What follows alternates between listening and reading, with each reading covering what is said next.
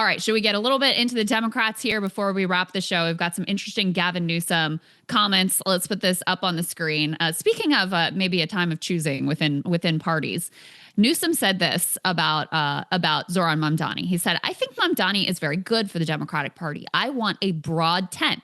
I want a big tent. I want the party of Manchin to Mamdani. I want to be more inclusive. We have to grow the pie. It's not about scarcity. It's an abundance mindset." And I mean, I think here's my view of Gavin. I think Gavin is having a very a big moment with the Democratic base right now. I think right now you'd have to say he's basically like the 2028 frontrunner. And the reason he's gotten such purchase with the Democratic base is because he has positioned himself as this like anti-Trump fighter. You know, he did the Prop 50 thing. He's on Twitter doing this whole like Trump posting type of thing. He hasn't been afraid to pick a fight with the sitting president of the United States. But statements like this should give you pause about whether or not this guy is really going to be the guy. Because you are going to have, within the Democratic base, there has been a level of radicalization where they find like the Manchins of the world that just constantly capitulate. And by the way, Manchin is not like a populist. Manchin is a corporate guy. Mm-hmm. They find that disgusting. And so I don't think that the Gavin Newsoms of the world, who are trying to be all things to all people and not pick a side in whether or not you're going to continue to be a donor party or whether you're going to confront capital, that position of trying to be all things to all people is not going to be sustainable going forward. And we all know which side Gavin Newsom is actually on and which side he is ultimately going to pick. 100%. It's actually kind of fascinating to see the way that he is grappling like the Mamdani to Manchin thing. I think Gavin, his calibration right now is really losing people because he did best when he was standing against Trump, right? And he actually, let's give him, political credit. He came out against the shutdown deal. He said it was caving. He said it was bad. But he is trying to retain his ability to tap a lot of the donor base and to still live in a world where you get to raise money from all of the rich people, many of whom are also pro-Israel, and then also live in the world of political success for a Zoran Mamdani or for more populist-style candidates. I don't think that circle can be squared. We talked about the whole Fuentes thing earlier. I just don't think you can live with that anymore. Unless the billionaires are literally just going to stop advocating for the stuff that they do, which you and I know they'll never do, and they'll just accept. They'll be like, oh, we hate Trump enough that we're willing to just back you up and you can say whatever you want. That is actually theoretically possible. I wouldn't entirely put that off the table, but I don't think that that's going to happen. So then, dude, you're going to have to make a choice at a certain point. And that AIPAC answer, that was the first time I actually doubted him. I was like, oh my God, wow. Yeah. Like, wow. Yeah. Because what I respect is his talent. Calibration is bad in my opinion because you don't believe anything. But if I respect talent and the ability to follow that talent. But in that moment, I was like, man, your inability to be authentic or even to give a normal answer on that was just a huge sell. And this is another example of, it's constantly calibration, keep the donors happy, try to keep the voters happy. Dude, at a certain point, you're just going to have to choose. And by the way, I mean, I'm curious what you think. I feel like the billionaires, they'll come home. If Gavin's ultimately the nominee and he just says, okay, screw you right now for the primary, they would come home because a lot of them will be against Trump. And they'll ultimately have faith that he'll be better on policy than, let's say, a more populist left-style Dem. So it's also just bad politics, in my opinion. Yeah, no, I mean, that is a good point. Yeah. If he, postured like he was going to raise their taxes or do whatever other thing that they're totally terrified and disgusted by. But the thing for him is his whole rise to power, the whole reason that he's governor of California. I mean, listen, he has political talent. Personally, he gives me the ick and he's like used car salesman vibes all over him, like Greasy Gavin. That's my sense of him. But, he is a talented figure in a lot of ways, especially he can mix it up with people. He did great in that Ron DeSantis debate, whatever. But yeah, I mean, if he postured like he was going to be different in order to win the Democratic primary, I think you're right that they would still rather have him than a more, someone who had a more consistent track record of confronting capital. There's no doubt about it. But his whole rise to power has been, I'm going to corner the market on the Silicon Valley donors. I'm going to corner the market on the, the Hollywood donors. I'm going to corner the market. I'm sure he has plenty of, New York City, Wall Street type donors as well. That's really, truly his base.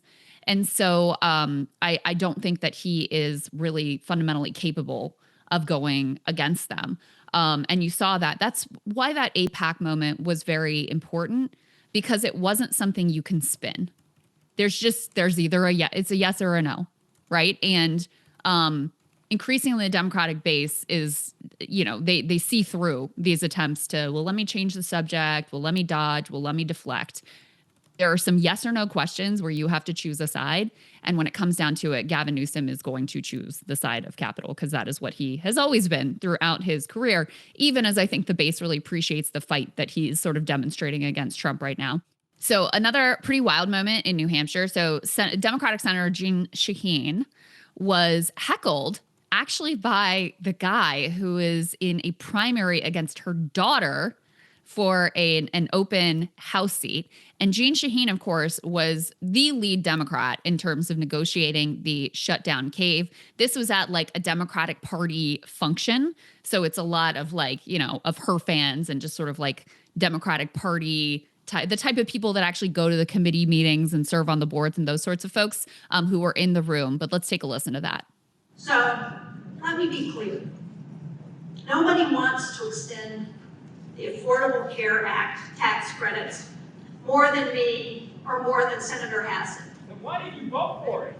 You look at our record and you tell me what you've done to protect the health care of Americans, and it's not even close to what we've done.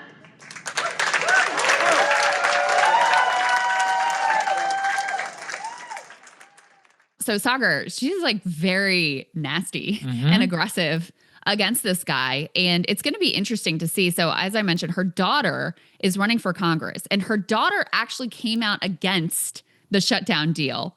So she's on the opposite side of her mom. But at this point in the state with the Democratic base, even though in that room, Jeanne Shaheen gets some support, the overall sense is like disgust over the shutdown cave. And so I wonder if the daughter catches some damage here just from being in the same family. And then let's put this up on the screen of this, the guy who is doing the heckling, who is in this primary with Jeanne Shaheen's daughter. And he talks about his own medical issues and how fundamental that has been to his own politics in explaining why he decided to stand up and have this moment. So he says, Senator Shaheen, I suffered a severe spinal injury at age 15. My spinal cord had to be rebundled. I had 8 rods and 4 screws put in my back. 4 years later, one of the rods in my back snapped and I had to have another major surgery. I developed arachnoiditis, I'm going to go with, a chronic pain condition that I live with for the rest of my life due to surgery complications. The first photo shows my spine. The second represents yours, and it's a box of wet noodles. I will never back down when it comes to healthcare. So, the shutdown has injected another sort of litmus test issue within the Democratic primary and within Democratic primaries. And what I've seen, Saagar, too, is it's not enough to have opposed the shutdown cave. Basically, everyone who is running for office says they oppose it, including Jeanne Shaheen's own daughter. But the next level is saying that Chuck Schumer needs to go. And that's the one that a lot of candidates, including Peggy Flanagan in the Minnesota primary that we interviewed, including I interviewed Antonio Delgado, who's the lieutenant governor of New York, challenging Kathy Hochul. AOC can't come out and outright say it. That seems to be the one that is more difficult for some of these candidates to fully articulate and get on board with. Totally. And, this also gets to the Chuck Schumer element that you set up. Let's go to that next one and put it on the screen, E4, just about how the shutdown has left people questioning his future more than ever. Like, you have a record number of Democrats who are speaking out specifically against Schumer's leadership. In the House, you had Ro Khanna saying that he needs to resign. You had multiple others in the Senate grumbling about his handling of it. You have a historically unpopular Democratic leader here for his handling of the shutdown. He has to run again if he wants to in 2028. He has to run again for re-election if he wants to. The Democrats then would have to back him. You have candidates explicitly like Plattner and others saying, I won't vote for the guy. So this demonstrates where so much of the grassroots energy is on the Democratic Party. And this, tying it back to Gavin, the fact that Gavin hasn't called for Schumer's head and still kind of maintains friendly relationship with Democratic leaders, that's just such a liability in this anti-institutional moment.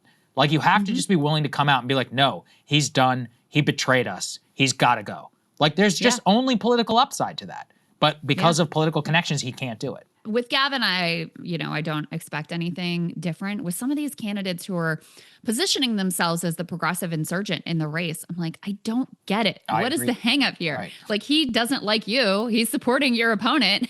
Why can't you just say, yes, we need new leadership. This guy has got to go. But that article is interesting because it says effectively, like, everyone knows this is Schumer's last term except for him. Like, he may be the last guy to not realize that his political career is over because, I mean, AOC is the most obvious potential primary challenger. I think she'd wipe the floor with him. But they mention any number of other, Pat Ryan is one other potential possibility, Letitia James. There are a lot of other New York politicians who I think would handily defeat him at this point in a primary. So, I think he'll probably remain on as leader because I don't see any of the Senate Democratic caucus that are standing up to say, okay, we've got to do something different. It's perplexing to me because you'd be such a hero. Like, if you're Chris Van Hollen or whoever who's sniffing around a presidential run, you'd be such a hero to take that position. But I don't see any of them doing it. So I think he'll remain as leader. But, come 2028, I think he's going to be out.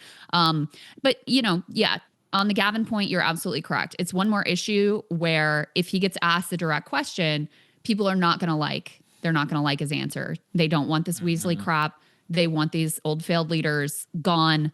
They want a completely new direction. And it's really going to advantage those who are outsiders to the system. Like, this guy who challenged Senator Shaheen, who has, he doesn't give a shit what Chuck Schumer thinks of him or the Graham Plattners of the world or whatever. They're like, yeah, fuck that guy. It's easy for me to be able to say it. So it's another thing that's really going to advantage outsiders in these upcoming Democratic primaries. Yeah, 100%. And just look to back up on the polling. We can end it here. E5 up on the screen. Just look at this. Most Democrats think congressional Republicans compromise too much. 55%, only 32% say right amount, only 13% say not enough. So, look, it's overwhelming in terms of the majority. And then put the next one up there on the screen. Schumer apparently called the Democratic hopefuls, Andy Beshear, Josh Shapiro, and J.B. Pritzker, and told them not to criticize a deal that reopened the government. First of all, that's a sell on all three of them, if all three of them actually didn't do that. I had to have to go back and check their potential statements. But yeah, for all this talk about how secretly he was fighting against the deal, it's like, well, then why are you doing that, man? Why are you calling all of these hopefuls and telling them not to vote, or telling them not to criticize the deal? Exactly. And once again, like in the Epstein block, got to give Ro Khanna his due. Yeah, you do. Because he was the first out of the gates to say, that's it, Schumer's got to go. And then you had a number of other Democratic reps who followed behind him. But he seems to have, much more of his finger on the pulse of where the Democratic base is than many other would-be 2028 aspirants. And I include AOC in that as well, because she was when she got asked about Schumer, she did this whole, well, they all kind of suck. So what, like sounding like Bernie's line on this thing as well. And, he's been the one who figured out Epstein was the place to push Trump and MAGA. And then is been much more in touch with the Democratic base in terms of their discuss with leadership. Yep. Exactly right. Okay, guys, thank you so much for watching. We appreciate it. We'll have a great show for everybody tomorrow. We'll see you then. Hey, if you like that video, hit the like button or leave a comment below. It really helps get the show to more people. And if you'd like to get the full show ad-free and in your inbox every morning, you can sign up at breakingpoints.com. That's right. Get the full show, help support the future of independent media at breakingpoints.com.